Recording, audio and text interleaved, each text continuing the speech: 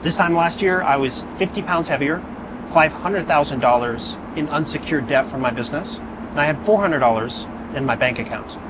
Today, none of those things are true, and this video is about how I was able to change all of those things in 1 year and how my fitness progress has influenced my material financial success.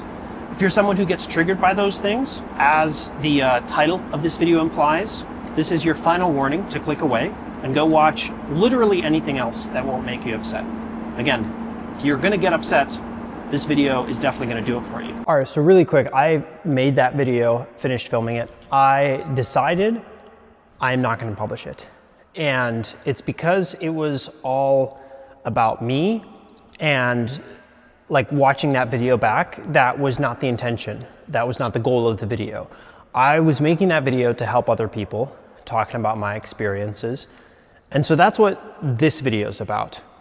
What you can do about it and how you can learn from my mistakes and not all the different things that I personally experienced. But I will give a little context just because I think it's relevant. I've lived in all 4 quadrants of this matrix. I have been overweight and poor. It's literally how I grew up.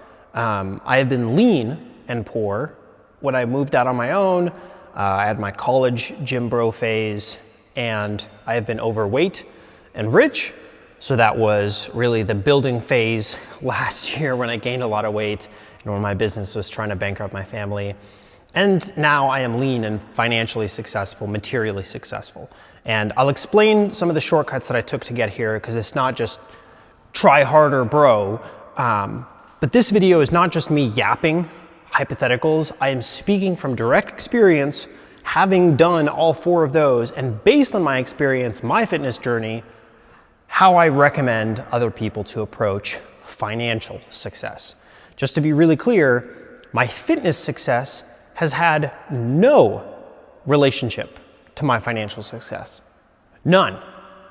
And I know that's going to infuriate the gym bros in the comment section. I warned you. I told you you're going to be triggered.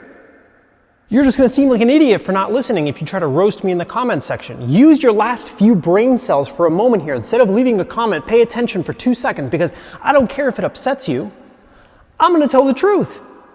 In college, I could bench 400. I could squat 500. I could deadlift 600. I'm sure I'll spend hours digging up footage so I can prove it to you idiots on the internet that I'm not just one of those in high school I could do anything type people. I was a power lifter. Like I specifically focused on that. I didn't care about aesthetics. I cared about lifting the most amount of weight possible. I had a 420 Wilks. If you know, you know. I really liked working out. It was like my only hobby. I was in the gym over 15 hours a week. I remember we did this competition at the place that I used to work. And everyone was like really worried for me, because it was like we were tracking the time worked out. It was a fitness challenge for 8 weeks straight. And I was close to logging 20 hours a week, every single week for 8 weeks straight. And I did that for years. But since then, I've gained new hobbies.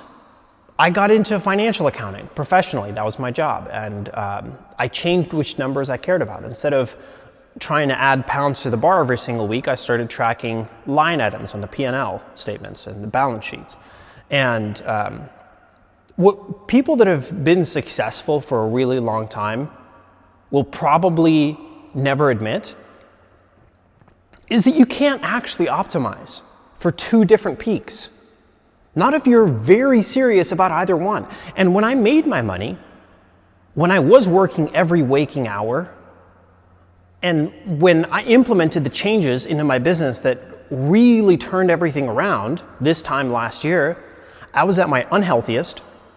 I ate fast food for breakfast, lunch, and dinner. I drank a bunch of Jack every single night just to like calm down from the crazy stress I was going through, because I was like bankrupting my family.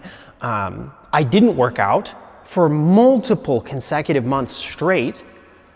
And not because I was lazy, but because I made a conscious choice at the time to prioritize business. And social media is full of people that are going to tell you, you need to hit the gym to be successful. Strong body, strong mind, right? How you do one thing is how you do everything. Let's just think critically for 30 seconds, okay? to all those people, how many reps of bench press directly generate revenue? How many protein shakes do you need to drink until you make $1 million? How does having a 2-hour-long morning routine give you more time at your desk working? If you're prepping meals 5 hours a week, training 10 hours a week, and watching YouTube videos about fitness just goofing off another however many hours a week, you aren't working during any one of those hours. And sure, everyone has the same time in their week, but if you spend it working out, you can't also spend it working. And just like look at the Forbes list. I'm not saying this to be mean, I'm just showing you basic pattern recognition. For my protein monkeys that barely have the last brain cells to rub together to understand it any other way, the majority of the richest people in the world are not in peak physical condition. Many are overweight, many are out of shape.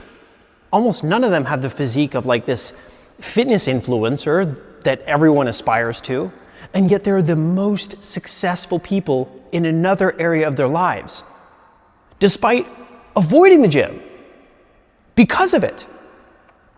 Like because they optimized for one thing and got exceptionally good at it.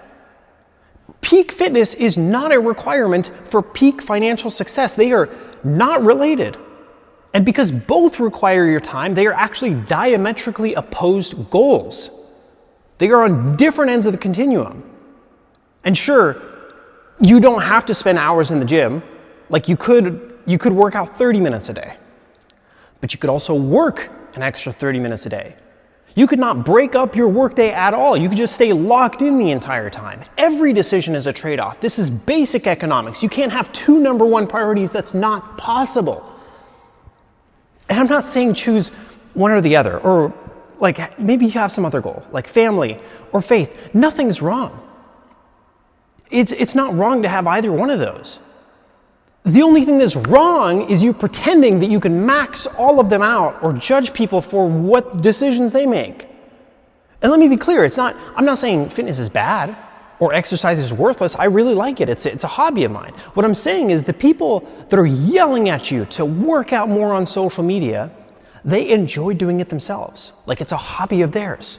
Of course they're passionate about it. Of course they would yell at you even if they didn't have any health benefits from working out. All I'm saying is that having abs does not mean having discipline.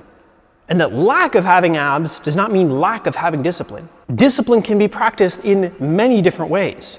Looking fit does not mean being successful. Being successful does make it actually way easier to be fit though. And I'll be honest here, like when you're building wealth from zero, you're probably gonna have to sacrifice your health temporarily. You're probably gonna gain weight, you're probably gonna skip some workouts, you're probably gonna eat whatever's convenient, whatever you could DoorDash. That is normal. That is the reality of making a trade-off. But there's a huge difference between 30 minutes of walking or light exercise for health and the 2 to 3 hours of training and meal prep and fitness obsession that you have to have this like ideal physique. And really that only comes if you enjoy the hobby because you want to enjoy it. Because if you enjoy fitness as a hobby, I do have some recommendations for you. And that is probably to make money first. Like when you're poor and trying to be fit, it is actually incredibly difficult. I have done it before. Your meal prep gets repetitive because eating out is expensive and you have to eat the same stuff. You stress about food costs, even if you do meal prep. You can't afford convenience like protein shakes or protein bars, or at least I couldn't as a broke college student, maybe some of you can.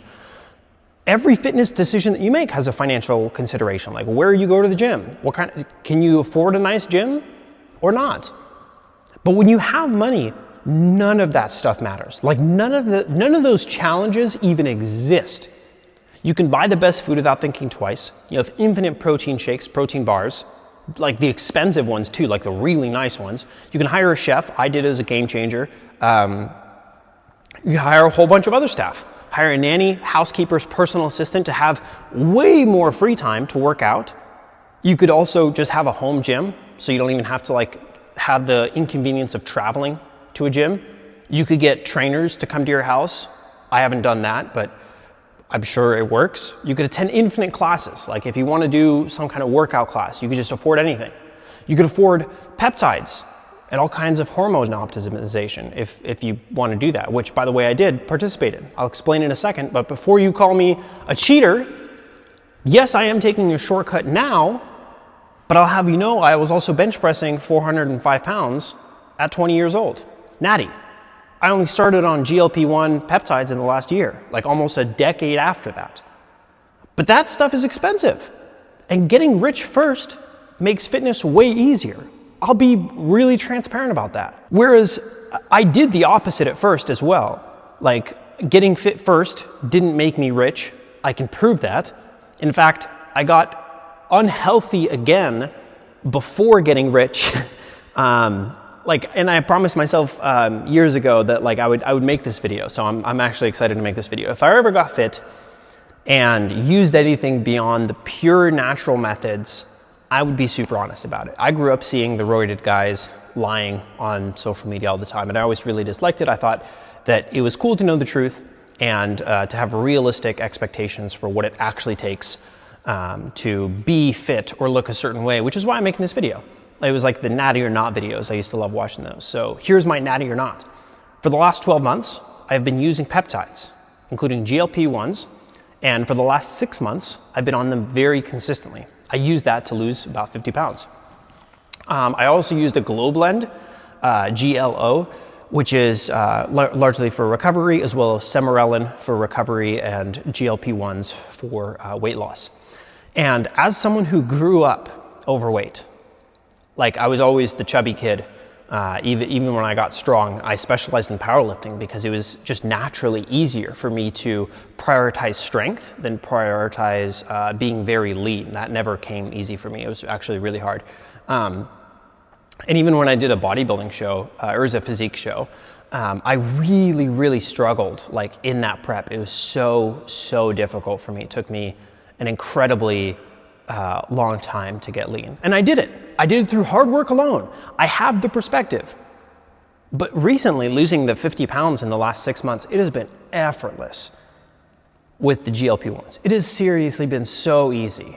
It's like all of the ghrelin in my body was just shut off. And I'm never hungry, honestly. And when I do choose to eat, I can choose. I can choose to eat a plain chicken breast, just give it to me raw, instead of craving something sweet. And it is just a prime example of how making money first, having financial convenience, makes fitness way easier. And this is what I feel like the people who've been skinny their entire lives feel like all the time, honestly. When I'm on these GLP-1s, for anyone struggling with their weight, by the way, who want to make it a priority, talk to a doctor about it. It's really freaking cool. And anyone that's complaining that it's too easy, any of the gym bros that are complaining about other people on Ozempic, the gym bros that are honestly probably shooting up 500 mgs a test anyways, it's not like you're getting there through sheer willpower alone. You are literally building super physiological amounts of muscle thanks to the things that you're injecting. Your shortcut isn't more manly than my shortcut. I spent 28 years natural. I know both sides of it. And I know that the natural way is really hard. And using modern medicine is way easier, no matter what you're injecting. And I'll admit, I've personally never experimented with any kind of exogenous hormones, only peptides. So I personally don't know how much easier it is to build muscle on the TRT stuff. Not to say that I won't ever do that. I might eventually go on TRT, probably in my late 30s, 40s. It's just right now, it's not worth the risk for me. And fitness, looking a certain way, is not that much of a priority that I would risk the health consequences that are potential for that. But there is a study showing people that just pin testosterone and not even work out, they don't lift any weight, gain more muscle than people that work out naturally. Look it up. New England Journal of Medicine. It's really easy to Google. That shortcut exists, and it's a massive shortcut. And I say all of this to prove that shortcuts exist. Other people use shortcuts. Everyone that is pretending that the field is equal for everyone is stupid. The playing field is not equal. And the people saying that doing bicep curls makes you more successful have literally used up their last brain cell, and they are dumber than you anyways. Don't listen to them. But no one making real money is saying that guy definitely can't build a business because he doesn't have a six-pack.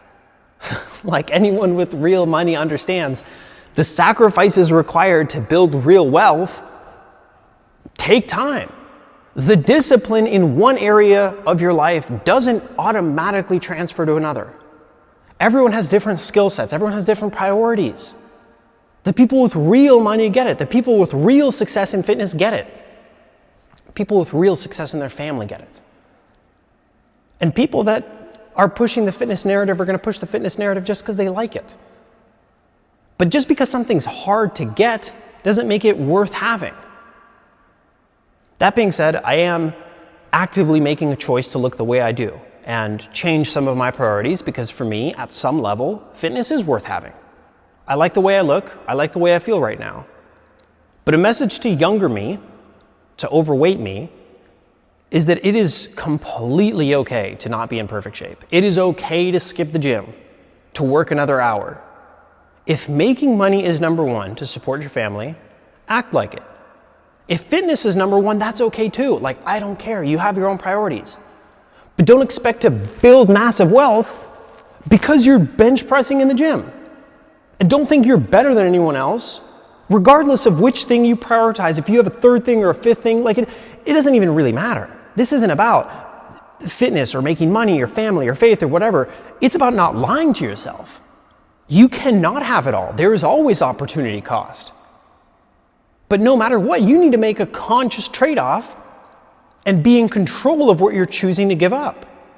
You shouldn't let yourself default into laziness, into something that you don't even want, or have idiots on the internet make you feel bad about not having something that you don't want. Like, that's it. If this perspective helped you, I'm glad. It definitely would have helped me 10 years ago. And if this video upsets you, if my goals being different than your goals don't make sense to you, that's fine too. At the end of the day, as one of my favorite fitness influencers used to say, do whatever the frick you want to do.